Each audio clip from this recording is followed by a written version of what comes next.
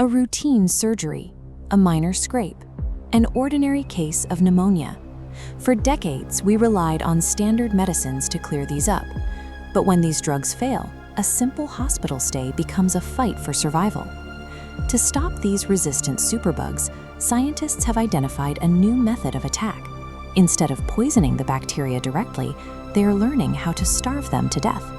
This involves mapping exactly how pathogens siphon essential nutrients from the human body, identifying the hidden molecular machinery they rely on, and finding ways to disable those import pathways.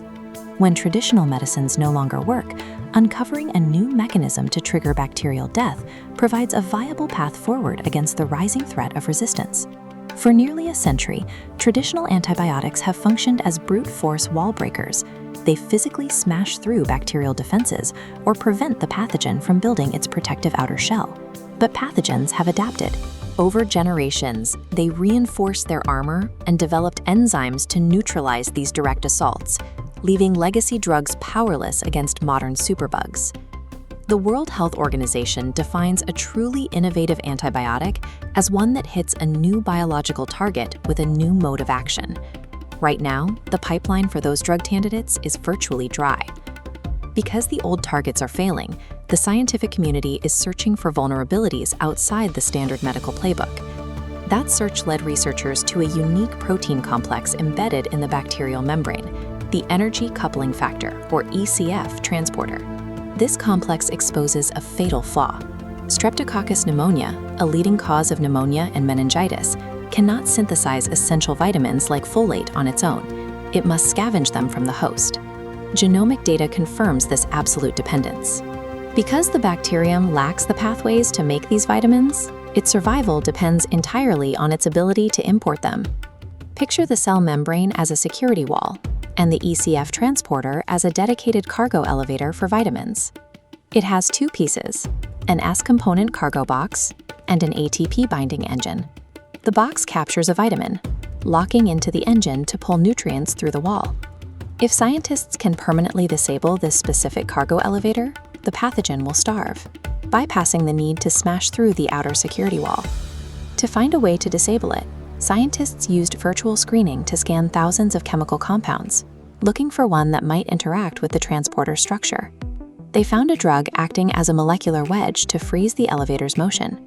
The initial compound wasn't strong enough, so chemists physically re-engineered it. By swapping specific chemical groups, they created a structure that perfectly bridges the gap, permanently locking the machinery.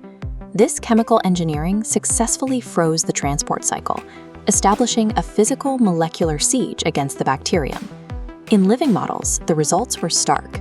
In mouse lung infection tests, the bacterial load plummeted after the optimized drug was applied, resulting in a 10-fold reduction compared to untreated cases. This impact is possible because of an evolutionary blind spot: why this compound is devastating to bacteria, but harmless to humans. Human cells lack ECF transporters entirely. Because we do not use this specific cellular machinery to obtain vitamins, the engineered drug is effectively invisible to human biology. The safety data reflects this. Even at very high doses of 100 micromolar, the drug showed less than 10% inhibition on human cell lines. This unique mechanism and high safety profile mean the drug meets the WHO criteria for innovation: a new class, a new target, and a new mode of action. While this discovery represents a new avenue for drug design, the compound is not ready for immediate clinical use. Significant hurdles remain, and researchers must now work to further improve the overall potency of the drug candidates. There is also the challenge of pharmacokinetics, ensuring that the compound can reach and concentrate at the exact site of a human infection. But now that the cargo elevator has been disabled, it raises a new question: what other undruggable bacterial machines are waiting to be found?